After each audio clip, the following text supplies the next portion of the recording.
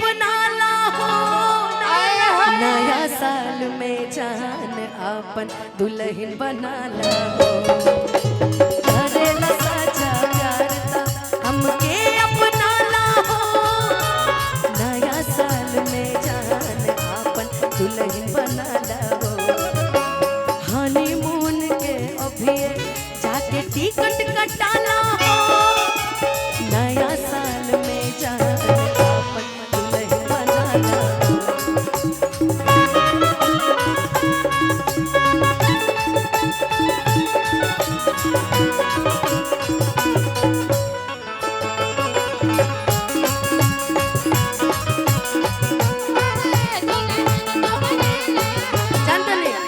भैया से जब चलत रहे भैया से पहले भेंट भइल रहे हमने के गाना गेले रही हमर चंदन मिलके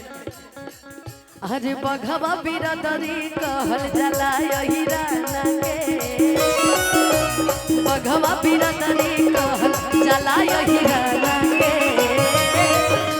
भाई हमर हो यदुवंशी घराना से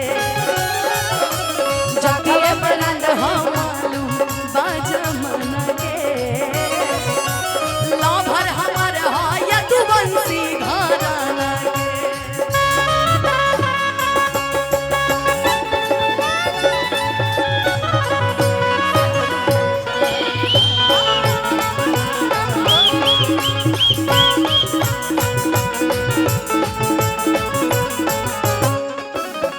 अब ना देर लगावा जानो जल्दी से डोली लेके आवा जानो मोटा दहेज मिली शीशों के सेज मिली बात तू आगे बढ़ावा जानो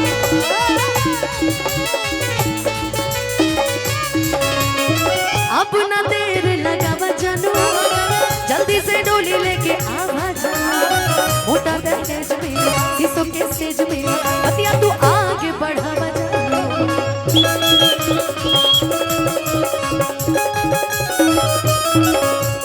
मम्मी पापा के अपना अब जल्दी मना ला हो नया साल में जान अपन दुल्हन बना ला हो करेला सच्चा प्यार ता हमके अपना ला हो नया साल में जान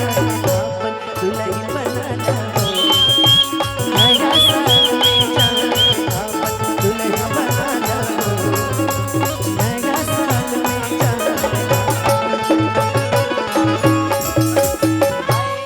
चली आखिरी में जा कैसे से प्यार ता हमके अपना ला हो कि नया साल में जान अपन दुल्हन बना ला बताइए तार बियाह हो गइल बा बात मर दे लव मैरिज जानते हैं मुकेश भैया जिसके लिए मैं पूरी दुनिया छोड़ने के लिए तैयार हो गई वो सरकारी जॉब वाले के चक्कर में भाग गया तो हमरा जोरे भाग चलो तोरा जोरे हम काहे भागी हमरा निन मरल तार न कहीं ना मिले गजब आदमी बड़े ये कहबे रे तारा कटता वे रात तो हर तारू नमकीन पा हम कहता नहीं एने ओने नहीं की जाए के जरा के बा ठीक ना कि कटता वे रात तो हर दारू नमकीन पा अरे मरा तारा राजा जी हो कौन सवतीन पा हाय हाय हाय कि मार दे हम एक मुक्का धास जाइबा कि मार दे हम एक मुक्का धास जाइबा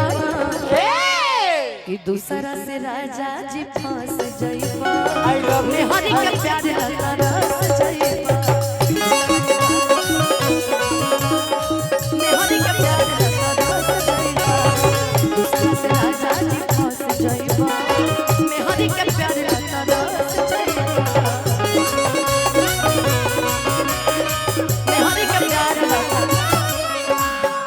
कटता वे रात तो हर दारू नमकीन पा मरा तारा राजा जी हो कब न सवतीन पा मार दे हम एक मुक्का धास जाइबा मार दे हम एक मुक्का धास जाइबा दूसरा से राजा जी फांस जाइबा में हरि के प्यार लगा रस जाइबा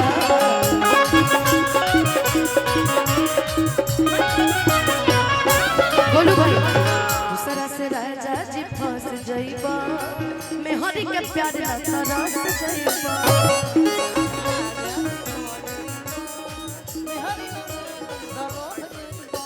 ये लेकिन देखिए कलाकार बहुत ढेर बड़े देखिए कलाकार बहुत ज्यादा बड़े ना हमरा भी अब खाली 5 मिनट के टाइम बा तो हमारा जो नया गाना आइल बा उ सुना देता नहीं एगो सैड सॉन्ग सुना दे ओकरा बाद आगा के कलाकार है निशान जी बैठल बने हेलो निशान जी खातिर भाई इतना अच्छा इतना सुघर कलाकार इतना और कलाकार में भी सुंदर